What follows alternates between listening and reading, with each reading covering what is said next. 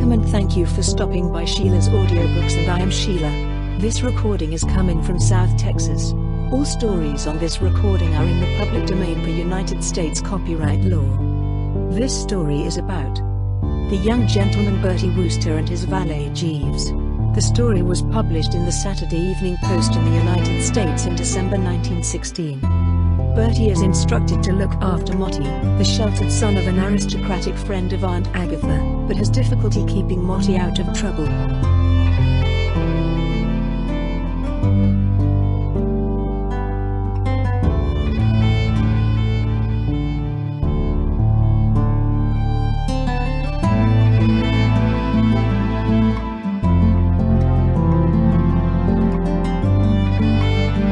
Jeeves and the Unbidden Guest by P.G. Wodehouse.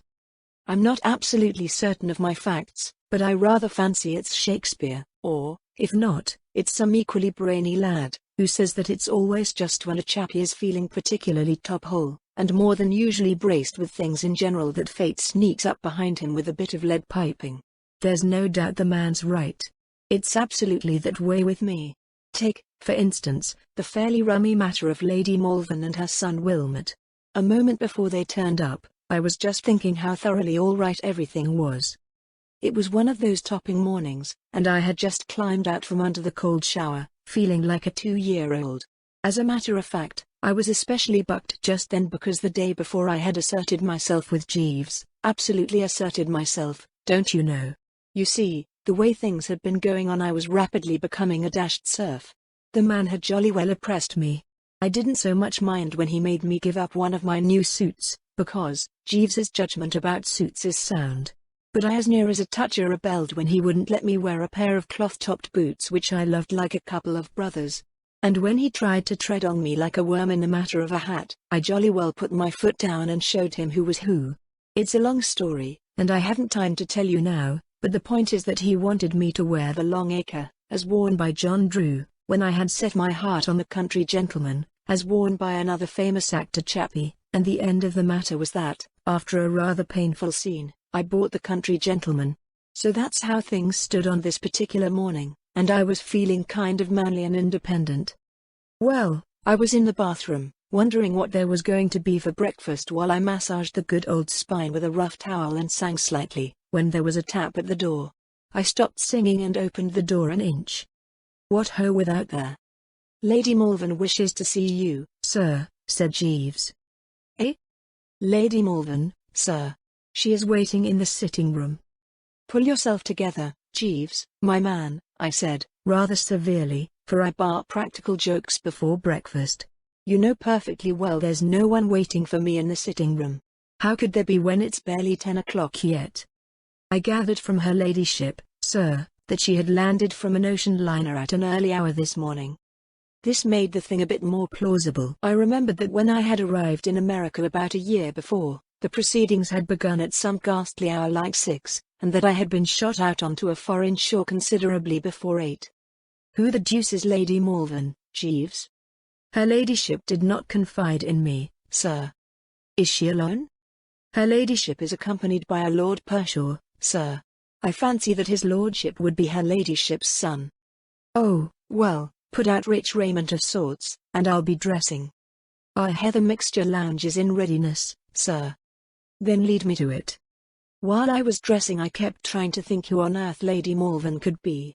It wasn't till I had climbed through the top of my shirt and was reaching out for the studs that I remembered. I've placed her, Jeeves. She's a pal of my Aunt Agatha. Indeed, sir? Yes. I met her at lunch one Sunday before I left London. A very vicious specimen. Writes books. She wrote a book on social conditions in India when she came back from the Durbar. Yes, sir? Pardon me, sir, but not that tie. Eh? Not that tie with the heather mixture lounge, sir. It was a shock to me. I thought I had quelled the fellow. It was rather a solemn moment. What I mean is, if I weakened now, all my good work the night before would be thrown away. I braced myself. What's wrong with this tie?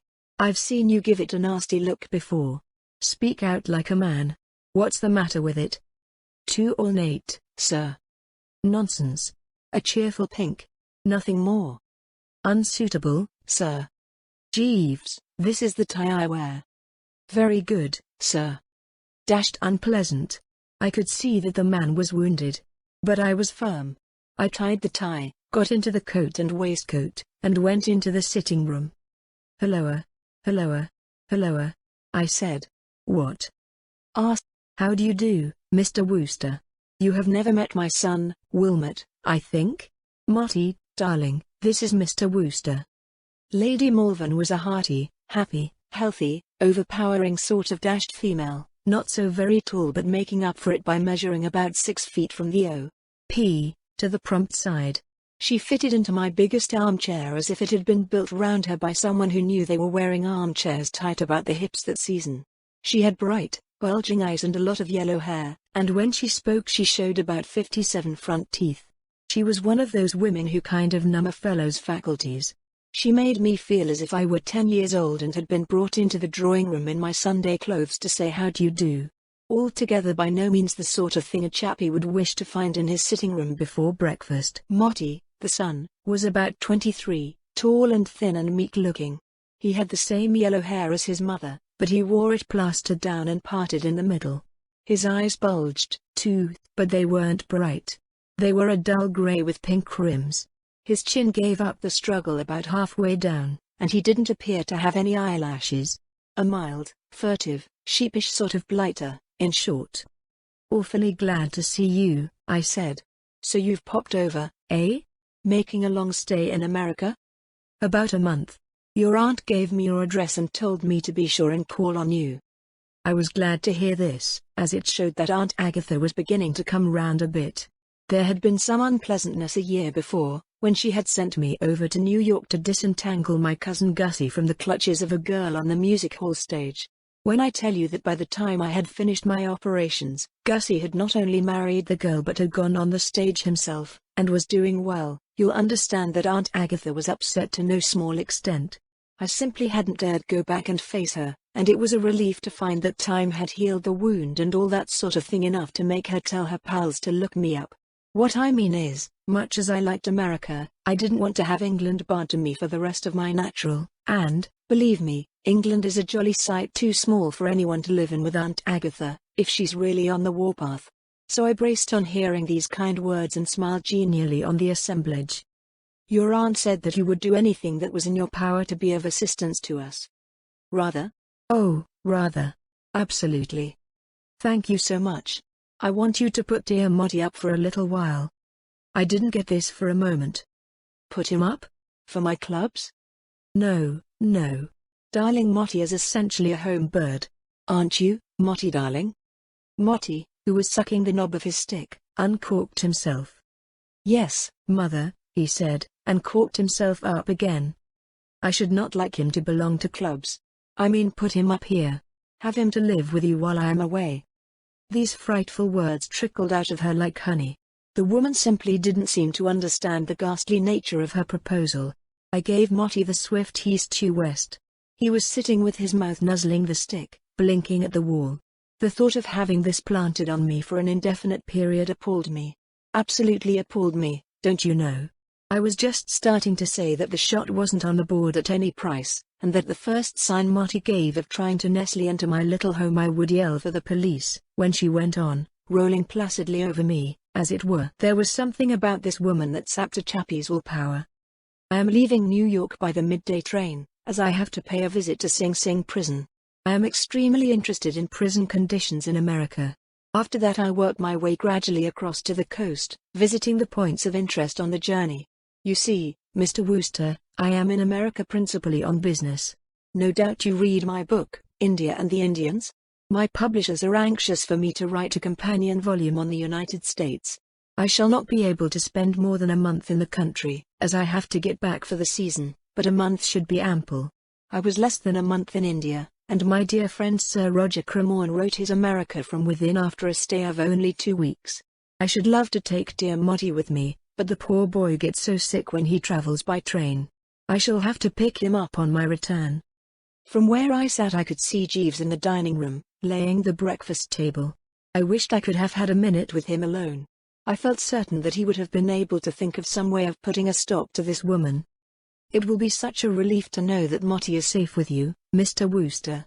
I know what the temptations of a great city are. Hitherto dear Motty has been sheltered from them. He has lived quietly with me in the country.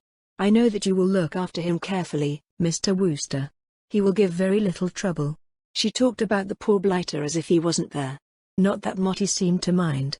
He had stopped chewing his walking stick and was sitting there with his mouth open. He is a vegetarian and a teetotaler and is devoted to reading. Give him a nice book and he will be quite contented. She got up. "Thank you so much, Mr. Wooster.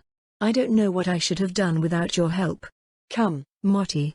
We have just time to see a few of the sights before my train goes. But I shall have to rely on you for most of my information about New York, darling. Be sure to keep your eyes open and take notes of your impressions. It will be such a help. Goodbye, Mr. Wooster. I will send Motty back early in the afternoon." They went out, and I howled for Jeeves. "Jeeves. What about it?" "Sir? What's to be done? You heard it all, didn't you? You were in the dining room most of the time. That pill is coming to stay here." "Pill, sir?" "The excrescence." "I beg your pardon, sir?" I looked at Jeeves sharply. This sort of thing wasn't like him. It was as if he were deliberately trying to give me the pip. Then I understood. The man was really upset about that tie. He was trying to get his own back. "Lord Pershaw will be staying here from tonight, Jeeves," I said coldly. "Very good, sir. Breakfast is ready, sir." I could have sobbed into the bacon and eggs. That there wasn't any sympathy to be got out of Jeeves was what put the lid on it. For a moment I almost weakened and told him to destroy the hat and tie if he didn't like them, but I pulled myself together again. I was dashed if I was going to let Jeeves treat me like a bally one-man chain gang. But, what with brooding on Jeeves and brooding on Motty, I was in a pretty reduced sort of state. The more I examined the situation, the more blighted it became. There was nothing I could do. If I slung Motty out, he would report to his mother, and she would pass it on to Aunt Agatha, and I didn't like to think what would happen then. Sooner or later, I should be wanting to go back to England, and I didn't want to get there and find Aunt Agatha waiting on the quay for me with a stuffed eel skin. There was absolutely nothing for it but to put the fellow up and make the best of it. About midday Motty's luggage arrived, and soon afterward a large parcel of what I took to be nice books. I brightened up a little when I saw it. It was one of those massive parcels and looked as if it had enough in it to keep the chappie busy for a year. I felt a trifle more cheerful, and I got my country gentleman hat and stuck it on my head, and gave the pink tie a twist, and reeled out to take a bite of lunch with one or two of the lads at a neighboring hostelry, and what with excellent browsing and sluicing and cheery conversation and what not, the afternoon passed quite happily. By dinner time I had almost forgotten blighted Motty's existence. I dined at the club and looked in at a show afterward, and it wasn't till fairly late that I got back to the flat. There were no signs of Motty, and I took it that he had gone to bed. It seemed rummy to me, though, that the parcel of nice books was still there with the string and paper on it. It looked as if Motty, after seeing Mother off at the station, had decided to call it a day. Jeeves came in with the nightly whiskey and soda. I could tell by the chappie's manner that he was still upset. "Lord Pershaw gone to bed, Jeeves?" I asked, with reserved hauteur and what not. "No, sir. His lordship has not yet returned." "Not returned? What do you mean?" "His lordship came in shortly after 6:30, and, having dressed, went out again." At this moment there was a noise outside the front door, a sort of scrabbling noise, as if somebody were trying to paw his way through the woodwork. Then a sort of thud. "Better go and see what that is, Jeeves." "Very good, sir." He went out and came back again. "If you would not mind stepping this way, sir, I think we might be able to carry him in." "Carry him in?" "His lordship is lying on the mat, sir." I went to the front door. The man was right. There was Motty huddled up outside on the floor. He was moaning a bit. "He's had some sort of dashed fit," I said. I took another look. "Jeeves. Someone's been feeding him meat." "Sir?" "He's a vegetarian, you know. He must have been digging into a steak or something. Call up a doctor." "I hardly think it will be necessary, sir. If you would take his lordship's legs, while I—" "Great Scott, Jeeves. You don't think he can't be?" "I am inclined to think so, sir." And, by Jove, he was right. Once on the right track, you couldn't mistake it. Motty was under the surface. It was the deuce of a shock. You never can tell, Jeeves. Very seldom, sir. Remove the eye of authority and where are you? Precisely, sir. Where is my wandering boy tonight and all that sort of thing, what? It would seem so, sir. Well, we had better bring him in, eh? Yes, sir. So we lugged him in, and Jeeves put him to bed, and I lit a cigarette and sat down to think the thing over. I had a kind of foreboding. It seemed to me that I had let myself in for something pretty rocky. Next morning, after I had sucked down a thoughtful cup of tea, I went into Motty's room to investigate. I expected to find the fellow a wreck, but there he was, sitting up in bed, quite chirpy, reading gingery stories. "What ho!" I said. "What ho!" said Motty. "What ho! What ho! What ho! What ho! What ho!" After that it seemed rather difficult to go on with the conversation. "How are you feeling this morning?" I asked. "Topping," replied Motty, blithely and with abandon. "I say, you know, that fellow of yours, Jeeves, you know, is a corker.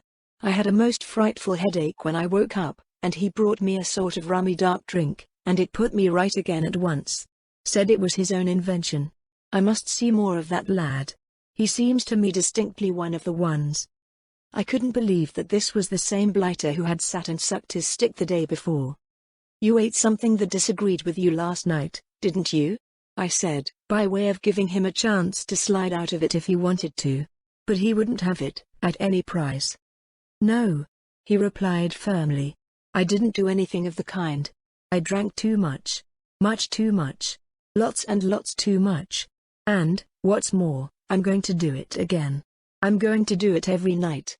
If ever you see me sober, old top," he said, with a kind of holy exultation, "tap me on the shoulder and say, 'Tut, tut,' and I'll apologize and remedy the defect. But I say, you know, what about me? What about you? Well, I'm so to speak, as it were, kind of responsible for you. What I mean to say is, if you go doing this sort of thing I'm apt to get in the soup somewhat." "I can't help your troubles," said Motty firmly. "Listen to me, old thing, this is the first time in my life that I've had a real chance to yield to the temptations of a great city. What's the use of a great city having temptations if fellows don't yield to them? Makes it so bally discouraging for a great city.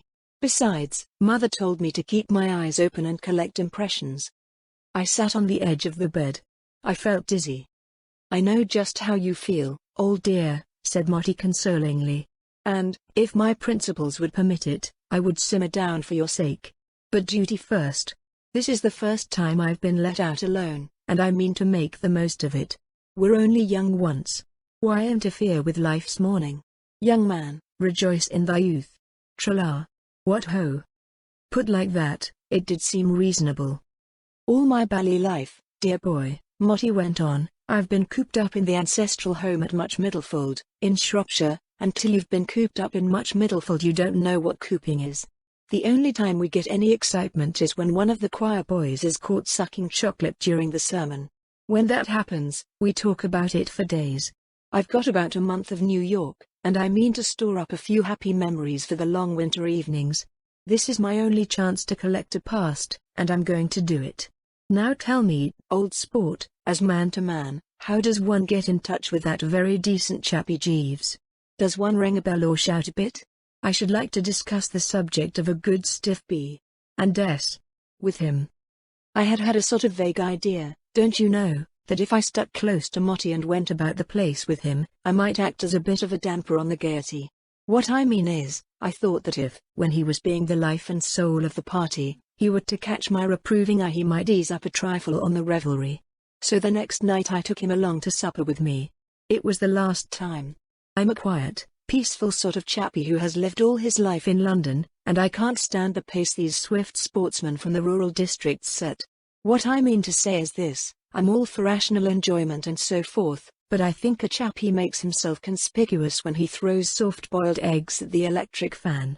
And decent mirth and all that sort of thing are all right, but I do bar dancing on tables and having to dash all over the place dodging waiters, managers, and chuckers out, just when you want to sit still and digest. Directly I managed to tear myself away that night and get home, I made up my mind that this was jolly well the last time that I went about with Motty. The only time I met him late at night after that was once when I passed the door of a fairly low-down sort of restaurant and had to step aside to dodge him as he sailed through the air en route for the opposite pavement, with a muscular sort of looking chappie peering out after him with a kind of gloomy satisfaction. In a way, I couldn't help sympathizing with the fellow. He had about 4 weeks to have the good time that ought to have been spread over about 10 years, and I didn't wonder at his wanting to be pretty busy. I should have been just the same in his place. Still, there was no denying that it was a bit thick. If it hadn't been for the thought of Lady Malvern and Aunt Agatha in the background, I should have regarded Motty's rapid work with an indulgent smile. But I couldn't get rid of the feeling that, sooner or later, I was the lad who was scheduled to get it behind the ear. And what with brooding on this prospect, and sitting up in the old flat waiting for the familiar footstep, and putting it to bed when it got there, and stealing into the sick chamber next morning to contemplate the wreckage, I was beginning to lose weight. Absolutely becoming the good old shadow, I give you my honest word. Starting at sudden noises and what not. And no sympathy from Jeeves. That was what cut me to the quick. The man was still thoroughly pipped about the hat and tie, and simply wouldn't rally round. One morning I wanted comforting so much that I sank the pride of the Woosters and appealed to the fellow direct. "Jeeves," I said, "this is getting a bit thick." "Sir?" "Business and cold respectfulness. You know what I mean. This lad seems to have chucked all the principles of a well-spent boyhood. He has got it up his nose." "Yes, sir." "Well, I shall get blamed, don't you know? You know what my Aunt Agatha is?" "Yes, sir." "Very well, then." I waited a moment, but he wouldn't unbend. "Jeeves," I said, "haven't you any scheme up your sleeve for coping with this blighter?" "No, sir." And he shimmered off to his lair. Obstinate devil. So dashed absurd, don't you know? It wasn't as if there was anything wrong with that country gentleman hat. It was a remarkably priceless effort, and much admired by the lads. But, just because he preferred the long acre, he left me flat. It was shortly after this that young Motty got the idea of bringing pals back in the small hours to continue the gay revels in the home. This was where I began to crack under the strain. You see, the part of town where I was living wasn't the right place for that sort of thing. I knew lots of chappies down Washington Square way who started the evening at about 2 a.m. artists and writers and whatnot, who frolicked considerably till checked by the arrival of the morning milk. That was all right.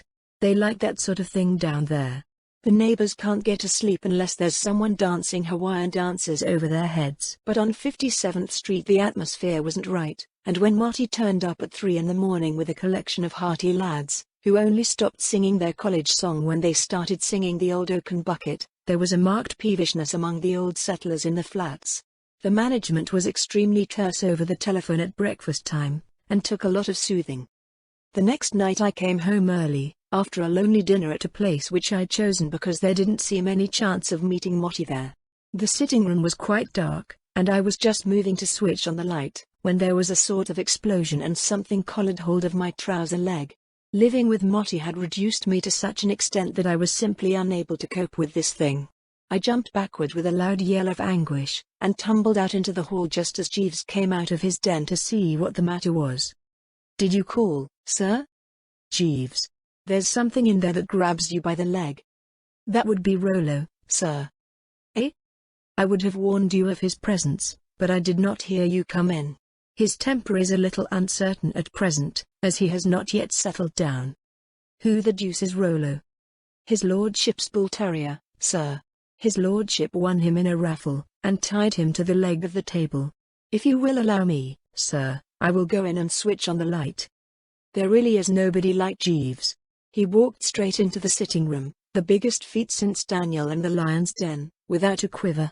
What's more, his magnetism or whatever they call it was such that the dashed animal, instead of pinning him by the leg, calmed down as if he had had a bromide, and rolled over on his back with all his paws in the air.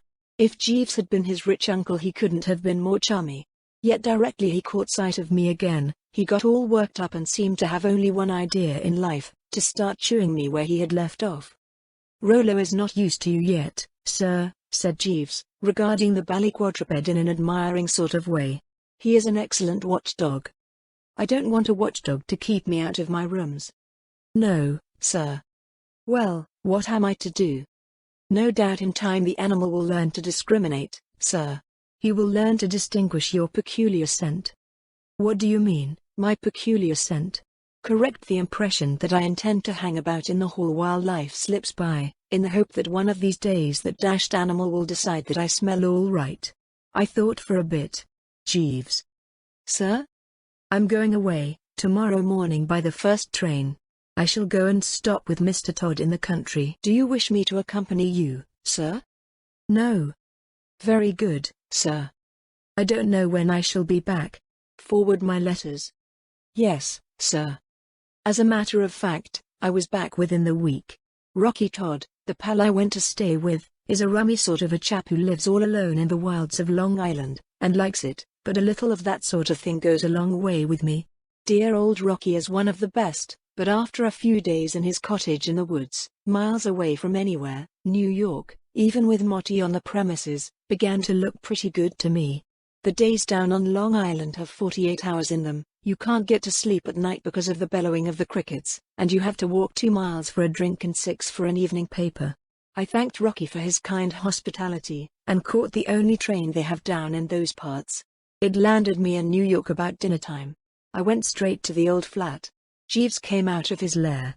I looked round cautiously for Rollo. Where's that dog, Jeeves? Have you got him tied up? The animal is no longer here, sir. His lordship gave him to the porter, who sold him. His lordship took a prejudice against the animal on account of being bitten by him in the calf of the leg. I don't think I've ever been so bucked by a bit of news. I felt I had misjudged Rollo. Evidently, when you got to know him better, he had a lot of intelligence in him. Ripping, I said. Is Lord Pershaw in, Jeeves? No, sir. Do you expect him back to dinner? No, sir. Where is he? In prison, sir. Have you ever trodden on a rake and had the handle jump up and hit you? That's how I felt then. In prison? Yes, sir. You don't mean, in prison? Yes, sir. I lowered myself into a chair. Why? I said. He assaulted a constable, sir. Lord Pershaw assaulted a constable. Yes, sir. I digested this. But, Jeeves, I say, this is frightful. Sir? What will Lady Malvern say when she finds out? I do not fancy that her ladyship will find out, sir. But she'll come back and want to know where he is. I rather fancy, sir, that his lordship's bit of time will have run out by then. But supposing it hasn't? In that event, sir, it may be judicious to prevaricate a little. How? If I might make the suggestion, sir, I should inform her ladyship that his lordship has left for a short visit to Boston. Why Boston? Very interesting and respectable centre, sir. Jeeves, I believe you've hit it. I fancy so, sir. Why, this is really the best thing that could have happened. If this hadn't turned up to prevent him, young Motty would have been in a sanatorium by the time Lady Malvern got back. Exactly, sir.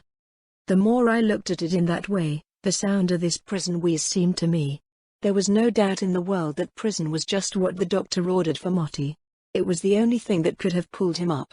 I was sorry for the poor blighter, but, after all, I reflected, a chappie who had lived all his life with Lady Malvern, in a small village in the interior of Shropshire, wouldn't have much to kick at in a prison.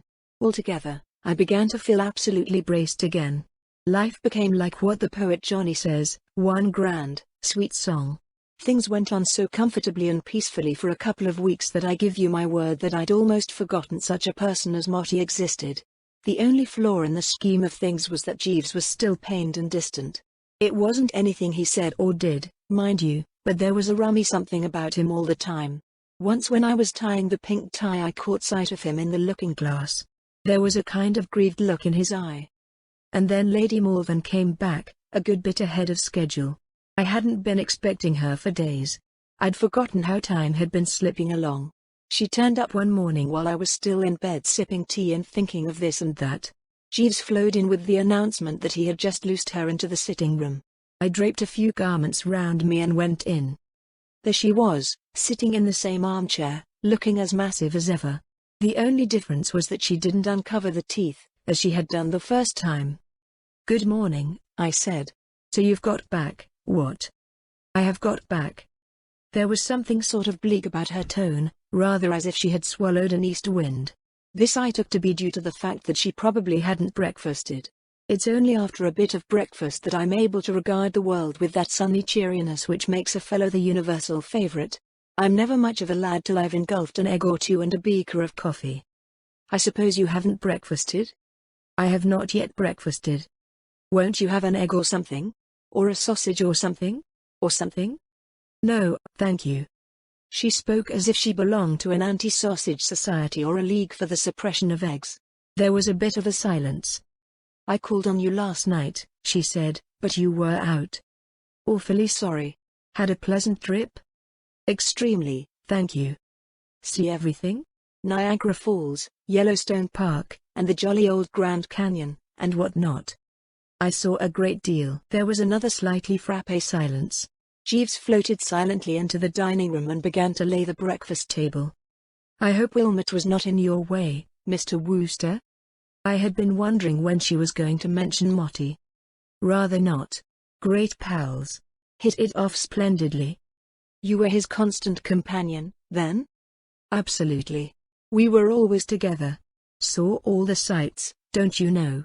We'd take in the Museum of Art in the morning, and have a bit of lunch at some good vegetarian place, and then toddle along to a sacred concert in the afternoon, and home to an early dinner. We usually played dominoes after dinner. And then the early bed and the refreshing sleep. We had a great time. I was awfully sorry when he went away to Boston." "Oh. Wilmot is in Boston?" "Yes. I ought to have let you know, but of course we didn't know where you were. You were dodging all over the place like a snipe, I mean, don't you know, dodging all over the place, and we couldn't get at you." "Yes, Motty went off to Boston." "You're sure he went to Boston?" "Oh, absolutely." I called out to Jeeves, who was now messing about in the next room with forks and so forth. "Jeeves, Lord Pershaw didn't change his mind about going to Boston, did he?" "No, sir." "I thought I was right." "Yes, Motty went to Boston."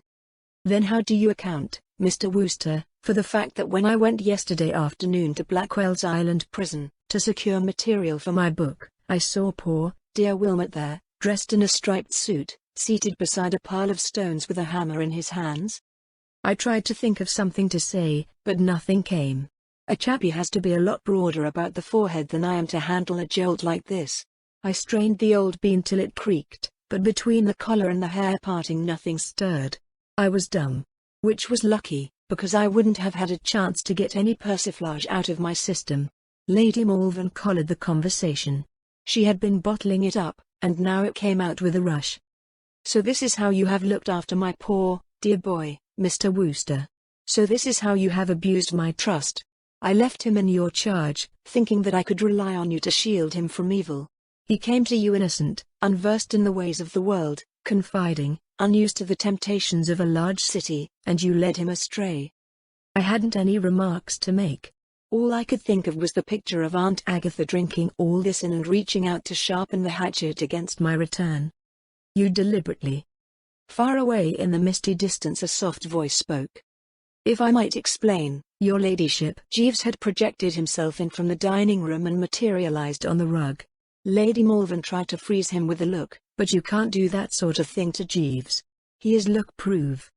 "I fancy, your ladyship, that you have misunderstood Mr. Wooster, and that he may have given you the impression that he was in New York when his lordship was removed. When Mr. Wooster informed your ladyship that his lordship had gone to Boston, he was relying on the version I had given him of his lordship's movements. Mr. Wooster was away, visiting a friend in the country, at the time, and knew nothing of the matter till your ladyship informed him." Lady Malvern gave a kind of grunt. It didn't rattle Jeeves. "I feared Mr. Wooster might be disturbed if he knew the truth, as he is so attached to his lordship and has taken such pains to look after him, so I took the liberty of telling him that his lordship had gone away for a visit. It might have been hard for Mr. Wooster to believe that his lordship had gone to prison voluntarily and from the best motives, but your ladyship, knowing him better, will readily understand." "What?" Lady Malvern goggled at him. "Did you say that Lord Pershaw went to prison voluntarily?" If I might explain, your ladyship. I think that your ladyship's parting words made a deep impression on his lordship. I have frequently heard him speak to Mr. Wooster of his desire to do something to follow your ladyship's instructions and collect material for your ladyship's book on America. Mr. Wooster will bear me out when I say that his lordship was frequently extremely depressed at the thought that he was doing so little to help. Absolutely, by Jove. Quite pipped about it, I said. The idea of making a personal examination into the prison system of the country, from within, occurred to his lordship very suddenly one night. He embraced it eagerly. There was no restraining him. Lady Malvern looked at Jeeves, then at me, then at Jeeves again. I could see her struggling with the thing. Surely, your ladyship, said Jeeves, it is more reasonable to suppose that a gentleman of his lordship's character went to prison of his own volition than that he committed some breach of the law which necessitated his arrest? Lady Malvern blinked. Then she got up. Mr. Wooster, she said, I apologize. I have done you an injustice. I should have known Wilmot better. I should have had more faith in his pure, fine spirit. Absolutely, I said. Your breakfast is ready, sir, said Jeeves. I sat down and dallied in a dazed sort of way with a poached egg. Jeeves, I said, you are certainly a life-saver. Thank you, sir. Nothing would have convinced my Aunt Agatha that I hadn't lured that blighter into riotous living. I fancy you are right, sir. I champed my egg for a bit. I was most awfully moved, don't you know, by the way Jeeves had rallied round. Something seemed to tell me that this was an occasion that called for richer awards. For a moment I hesitated. Then I made up my mind. Jeeves. Sir? That pink tie. Yes, sir. Burn it. Thank you, sir. And, Jeeves. Yes, sir. Take a taxi and get me that long-acre hat, as worn by John Drew. Thank you very much, sir. I felt most awfully braced. I felt as if the clouds had rolled away and all was as it used to be. I felt like one of those chappies in the novels who calls off the fight with his wife in the last chapter and decides to forget and forgive. I felt I wanted to do all sorts of other things to show Jeeves that I appreciated him. Jeeves, I said, it isn't enough. Is there anything else you would like? Yes, sir. If I may make the suggestion, $50. $50? It will enable me to pay a debt of honor, sir. I owe it to his lordship. You owe Lord Pershaw $50? Yes, sir. I happened to meet him in the street the night his lordship was arrested. I had been thinking a good deal about the most suitable method of inducing him to abandon his mode of living, sir. His lordship was a little overexcited at the time and I fancy that he mistook me for a friend of his. At any rate, when I took the liberty of wagering him $50 that he would not punch a passing policeman in the eye, he accepted the bet very cordially and won it. I produced my pocketbook and counted out 100. Take this, Jeeves, I said. 50 isn't enough. Do you know, Jeeves, you absolutely stand alone. I endeavor to give satisfaction, sir, said Jeeves. The end.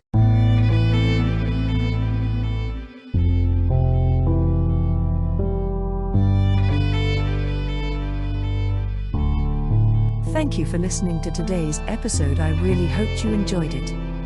There will be more to come. Please subscribe not to miss out on what is next. I will be looking forward to your return. The music is by Madfan from Pixabay. To support this and other artists, go to pixabay.com. Sheila.